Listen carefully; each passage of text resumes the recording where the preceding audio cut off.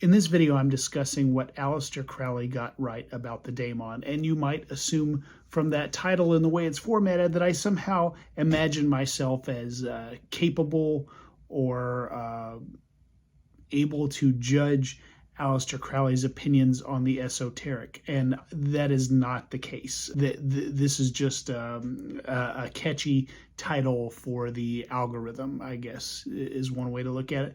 But I am not judging ALEISTER Crowley's opinions or his time and research spent in these things. I'm just pointing out a place of confluence with my own beliefs. So we've talked in past videos about how the Daemon kind of lines up very well with Aleister Crowley's opinions and thoughts and theories on the HGA, the Holy Guardian Angel. And the other thing that Crowley talked about that I think lines up really well with the way I think about the Daemon is the concept of true will. And so true will is something that Thelemites believe in, that Aleister Crowley believed in, this idea that you have a purpose that is kind of inborn inside of you. And I don't think you have to watch very many of my videos before you realize how well that lines up with my concept of the Daemon. The Daemon is leading you to your life's purpose for the reason that you're here.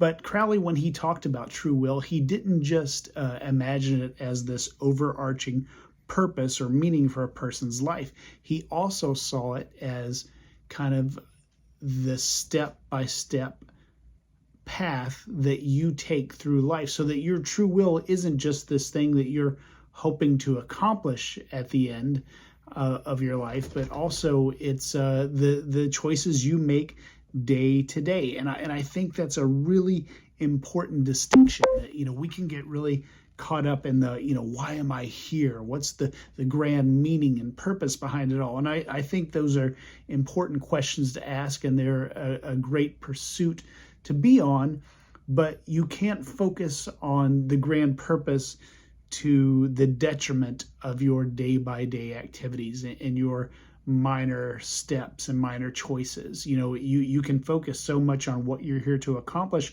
that you can overlook opportunities to really make an impact positively in this world.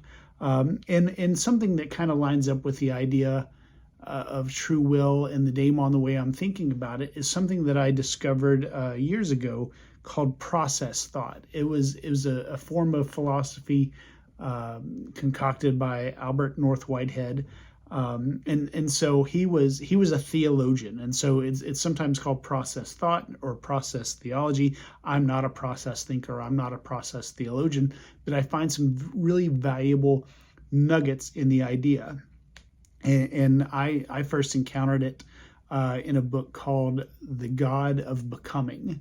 And I can't think of the author's name right off, but basically he was a Jewish rabbi, and his son came down with some very serious developmental issues that kind of wrecked his world, and he didn't know what to do with it, and he couldn't reconcile the idea of a kind, loving, all-powerful God with what was happening with his son. And then he discovered process thought, Whitehead's theories. And so basically Whitehead approaches process thought from the idea that, we describe God as all good and all powerful, at least in Judeo-Christian terms. That's how is often thought of. How God is often thought of. But process thought says, what if God isn't all powerful? What if he's super powerful? What if God is very godlike, but God is not able to do everything, and everything that was created was not under his control? And he kind of took these ideas from the way the first verses of the Bible are actually translated. We often translate them as in the beginning, as in the beginning of everything, but it's supposedly more accurately translated in a beginning. And so things existed before the creation that were shown in the Bible, and specifically what's described as pre-existing this creation was this chaos, this watery void, this kind of potential for anything, and it exists as kind of this watery, chaotic void. And so Whitehead says, that pre-exists what God creates, and that's kind of where evil comes from. That we can look at that, and chaos doesn't mean evil, but that chaos means kind of no order, a lack of order.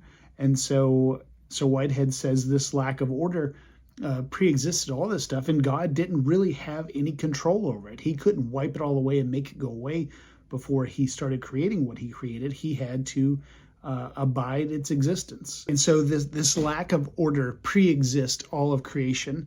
And so God creates anyway. He creates people, and then I keep saying he, obviously God, it's not a he, even in this theology that is built on Judeo-Christianity to some extent. Forgive me when I say he. I'm still trying to break my bad habits that I was brought up with. But so God says the point of his creation is to create order where there was none. And he can't do this. He did it again. God can't do this alone. So God invites his creation to help him push back this chaos, this lack of order. And the way God does this is by presenting us every day with what's called lures. So lures are an invitation to do the next right thing. And so every day, Whitehead would say not just humans, but even like other creatures. And I believe Whitehead even says non-creatures, like a rock or a tree. I guess a tree is a creature, but that everything, every form of material existence is presented with what is the next right thing to do? How is the next right thing to be? And so we, in process thought and process theology, we don't just have a grand purpose that we're trying to achieve in life, but we have day-to-day, minute-to-minute, second-to-second choices that help us push back, help God push back chaos. And we're not, if we make the wrong choice, if we don't follow the lure the way we're meant to, we're not punished.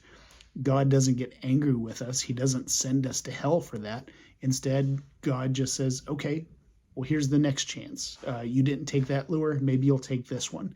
And so I think the Daemon fits in really well with true will and with process thought, in the sense that we are being presented with the daemonic call on a minute-to-minute, moment-to-moment, second-to-second basis. And it's not just accomplishing some great work with our life, but it's accomplishing lots of little works every day, in every interaction that we have and with every person that we meet.